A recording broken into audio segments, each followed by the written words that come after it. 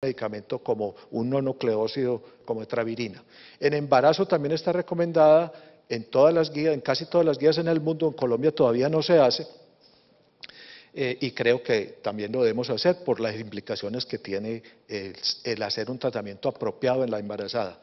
Y la resistencia primaria ya la mencioné. Bueno, hay mutaciones asociadas a resistencia de los inhibidores de transcriptasa reversa de primera línea, AZT y AD4T, la aparición de mutaciones llamadas TAMS, A3TC, la que ya vimos que apareció en este paciente, la M184, cuando se da tenofovir, la más frecuente que aparece es la K65, y así hay otras mutaciones, y la acumulación de varias mutaciones contra los inhibidores de estos es lo que se llama TAMS, y la acumulación de varias mutaciones puede causar multiresistencia. Por ejemplo, cuando están, y estos no son TAMS, pero cuando está la K65 y el M84, perdón, aquí no es 4, es una I, solo queda sensible el AZT, se pierde en todo ese grupo. Y hay vías de TAMS. Si la vía de acumulación de TAMS es esta de arriba, la llamada vía 2, que es con la 6770-219, es una vía mejor. Se necesita mucha más acumulación de TAMS para hacerse resistencia, y hay otra vía que es esta de abajo, que esta sí, con 3 TAMS nada sirve de los inhibidores de transcriptasa. Entonces, cuando uno mira, tiene que mirar porque el virus coge por alguna de estas vías de mutaciones para saber uno en dónde está parado con respecto a esto. Esto no es fácil, y yo sé que las guías de meter la información a la vía Stanford nos da parte de la seguridad, pero no nos da la seguridad completa. Generalmente estos pacientes, sobre todo cuando son de multiresistencia, hay que llevarlos a un staff, donde hayan personas que tengan bastante experiencia y conocimiento sobre este asunto de la resistencia, y que además y que miren todos los datos y que hagan la recomendación pertinente. Fuera de eso, cada año aparecen mutaciones nuevas. Por ejemplo, de etravirine íbamos como en 15 mutaciones, ya el año entrante eran 17 mutaciones importantes de resistencia. Y estas guías generalmente van actualizando las nuevas mutaciones que van apareciendo. Bueno, hay secuenciaciones posibles. Si el paciente hizo resistencia a AZT más 3TC, que es lo más convencional, uno podría secuenciar a tenofovir o a abacavir o a DDI. Si hay resistencia a abacavir, si lo que le estamos dando era abacavir con 3TC, hay estas posibilidades de secuenciación, porque no hay resistencia cruzada, pero estas combinaciones no son posibles. Entonces, habría posibilidad teórica, pero no práctica. Y si le estamos dando tenofovir con 3TC, pues ahí está.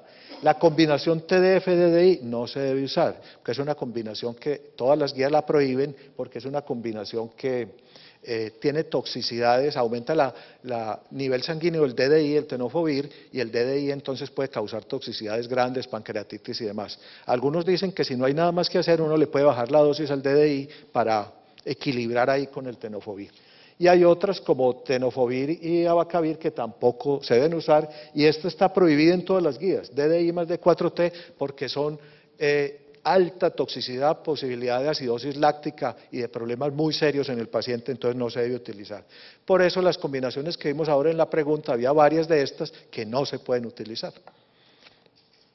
Bueno, ¿qué esperamos de pacientes que iniciamos tratamiento para falla? Este es un estudio que les quería mostrar porque tiene muchos pacientes y un seguimiento larguísimo. ¿Y qué pasa? Sea que se inicie con efavirenz, NNRTI o con un inhibidor de proteasa, no hubo diferencia entre estos dos grupos, pero la falla virológica a los 8 años, considerada falla virológica con menos de 400 copias, actualmente no consideramos eso, sino menos de 40 o de 20, de acuerdo a lo que estemos usando, se presentó en el 28% de los casos. Todo lo que ustedes quieran. La mayoría de estos pacientes eran adherentes y demás, pero uno espera que por lo menos la cuarta parte, con el transcurso del tiempo, haya problemas de resistencia. Bueno, este es otro paciente, vamos a ver, este paciente es un paciente que también está clasificado como C3 porque tuvo una neumonía por girovesi, y en el 2005 recibió AZT o empezó con AZT-3TC indinavir. Un poquito curioso esto porque ya para el 2005 no estábamos iniciando con indinavir, ya había cositas mejores y menos cantidad para usar, pero bueno, este paciente se empezó con esa medicación y tenía mala adherencia. y después de 6 años, como ustedes ven ahí en los datos abajo, el paciente no logró indetectable, estaba en falla virológica, aunque había subido, evidentemente hay una respuesta parcial de la carga, de la parte virológica, y hay una respuesta un poco mejor de la parte inmunológica. Pero no está, es un paciente que había que cambiar, y había que cambiar hace tiempos. Acuerden lo que les dije ahora. Esto no se puede demorar unos 6 meses para cambiar un paciente que está en esta falla, que es evidente. Entonces, el tipo de resistencia más probable de este... Bueno, pueden votar.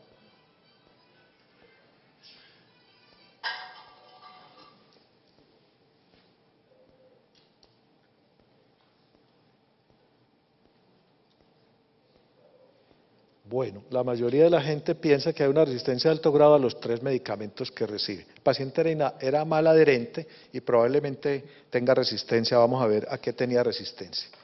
Se le hicieron el estudio de genotipo y encontramos que tiene la mutación 184, que ya saben ustedes que es para el 3TC, y miren ustedes que hay unas TAMs, tiene la 677219 y se fue por la vía buena, no por la vía mala. Esta es la vía que hay que acumular muchos TAMs para que se vuelva resistente.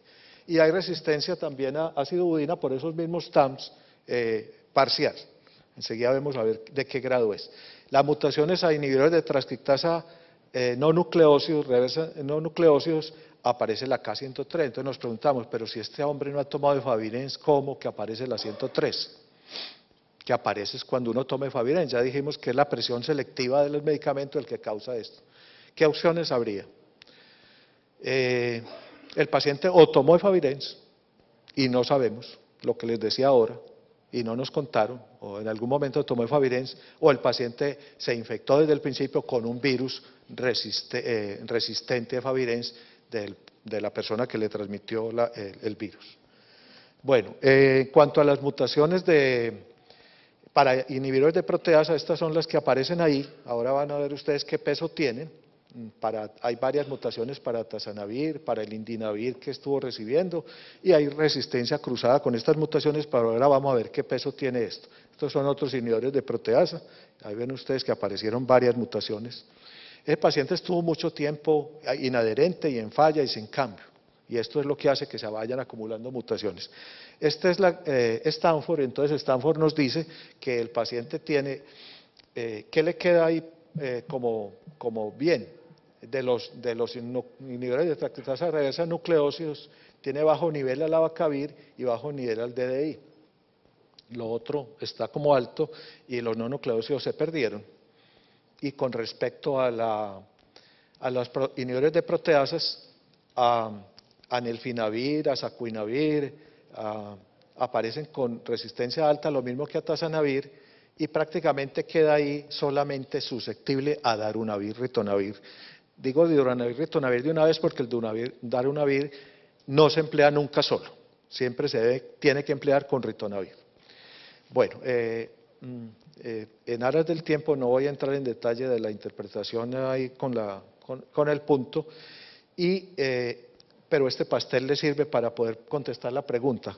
Miren arriba entonces las mutaciones, la resistencia con los puntajes a tazanavir, a darunavir, a fosaprenavir, en fin, a los IP, y al otro lado están las opciones las mutaciones contra inhibidores de transcriptasa reversa del primero y del segundo grupo, incluyendo la etravirina, que está en este punto, ahí al final, etravirina. ¿Cuál sería el tratamiento adecuado para este paciente? Pasemos la pregunta.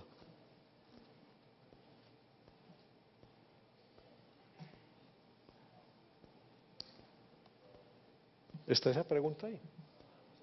Bueno, que esperemos un segundito.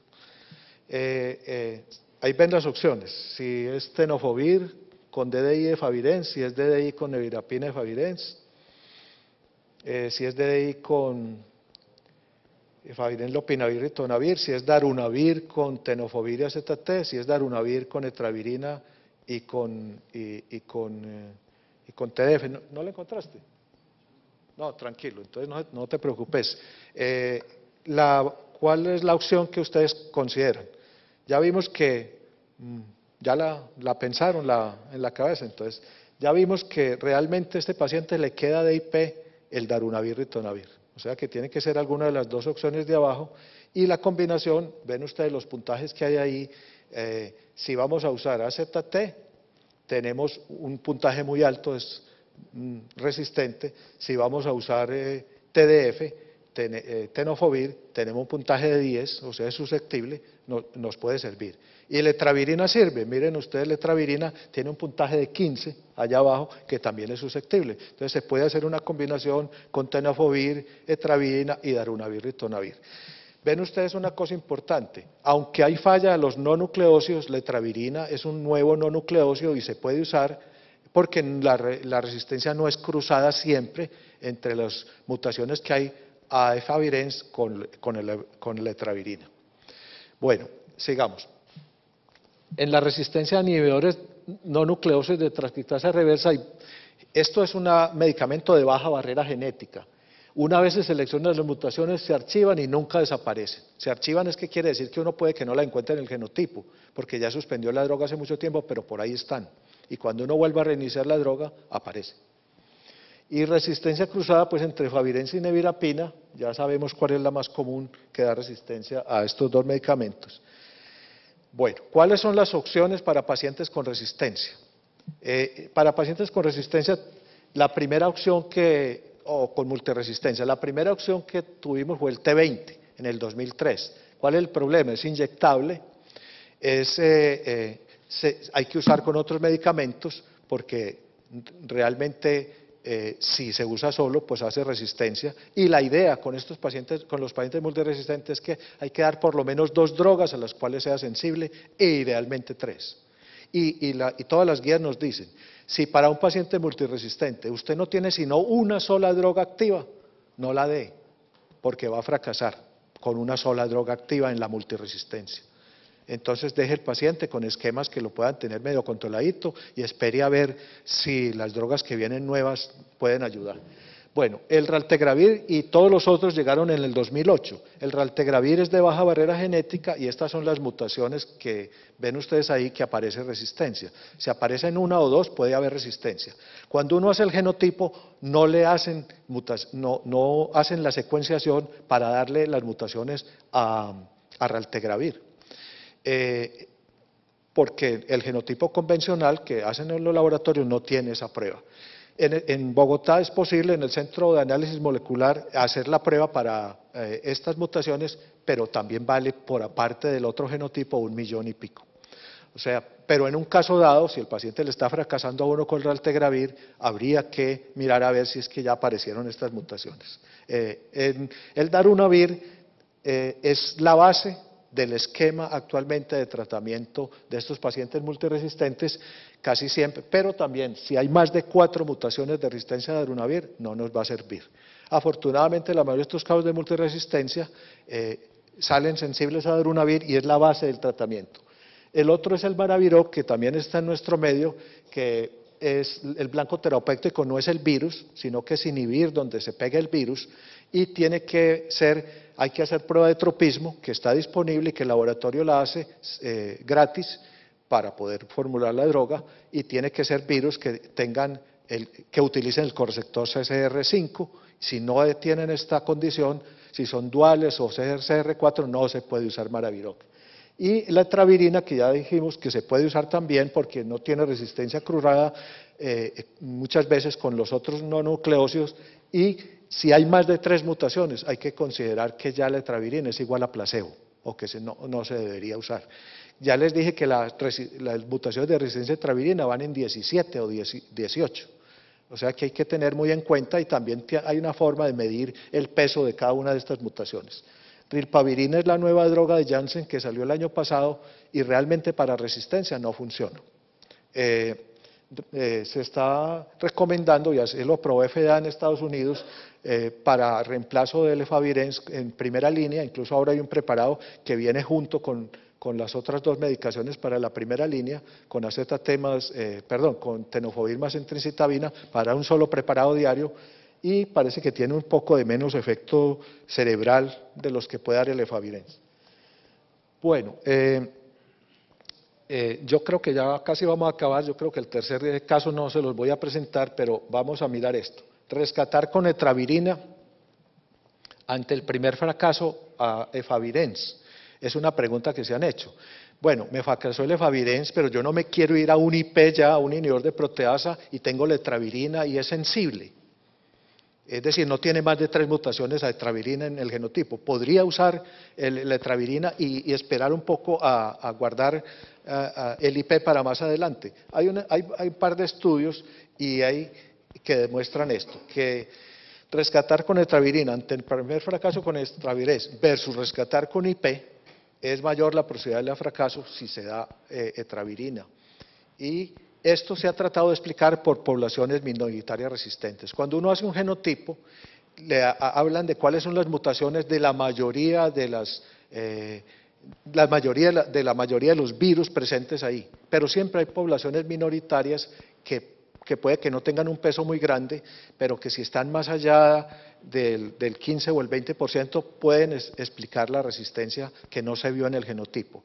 En este momento hay estudios, esto viene hablando por ahí desde el 2009, donde en estudios grandes se encuentra que más o menos el 14% de los pacientes tienen virus con poblaciones minoritarias resistentes, que pueden tener resistencia a esto. Que pueden llegar a ser del 15 o 20% y que pueden explicar la resistencia que uno no se explica por el genotipo, porque el genotipo en general correlaciona bien con la respuesta que uno va a tener el paciente, pero no siempre, no es 100% como nada en medicina. Bueno, y esta pregunta es si el rescate en experimentados se puede hacer con otra cosa que no sea darunavir. Por ejemplo, lopinavir, ritonavir. El estudio DIN, que es de Janssen, que son los dueños de darunavir, era para ver si el darunavir se podía dar una sola vez al día, dando 800-100 versus lo tradicional que era 600-100. En este estudio la FDA les dijo, ustedes pueden meter a este estudio gente que no tenga mutaciones a darunavir, ni una sola, 0 mutaciones de resistencia a darunavir. Y 46% tenían uso de IP previo, o sea que ya eran experimentados, 54% no tenían IP previo. Y ven la respuesta a las 72 semanas, perdón, a las 48 semanas, que fue del 72%. Y la pregunta está arriba, este estudio es solamente de darunavir, no es darunavir versus lopinavir, el estudio era solamente de darunavir. Entonces no hay un estudio comparativo, pero podríamos tomar el estudio Abbott 802, que sí es con lopinavir y ritonavir, y que también buscaba lo mismo, si lopinavir se podía dar en ritonavir una sola vez al día o 2 al día, y eran pacientes experimentados. ¿Y cuál fue la respuesta con lopinavir y ritonavir? Fue de 51.8%. Yo sé que soy un atrevido al tratar de comparar dos estudios que no están dos productos que no están en la misma cosa, pero lo que uno ve ahí es que la respuesta esperada en un estudio como el con darunavir, ritonavir, y no hubo diferencia si se dio pues una vez al día o 2 veces al día, es buena, es mejor que rescatar con otro IP como lopinavir, ritonavir, y podría ser seguramente con otro de los IP, y probablemente el rescate es mejor hacerlo con darunavir, ritonavir. Sin embargo, todas las guías dicen muy claro que si el paciente es muy experimentado y está en rescate, el darunavir, ritonavir lo debe usar 2 veces al día y no una sola vez al día, aunque a los pacientes les gustaría mucho que no fuera sino una sola vez al día. Y con respecto a la resistencia a los IP, hay algunas mutaciones que son específicas de un IP. Por ejemplo, la 30 es específica en el finavir. Otras se asocian a resistencia cruzada, como ya vimos en el caso anterior, que no le habían dado indinavir y sin embargo apareció resistencia cruzada a varios IP. Y la mutación I84A es mala para todas, pero hay otras mutaciones como que aparecen como la I76B que bloquea la aparición de otras rutas de mutaciones. Este paciente, hasta aquí vamos a llegar, este paciente no tenemos tiempo de analizarlo porque no quiero pasarme el tiempo que generosamente me han dado ustedes. Muchas gracias.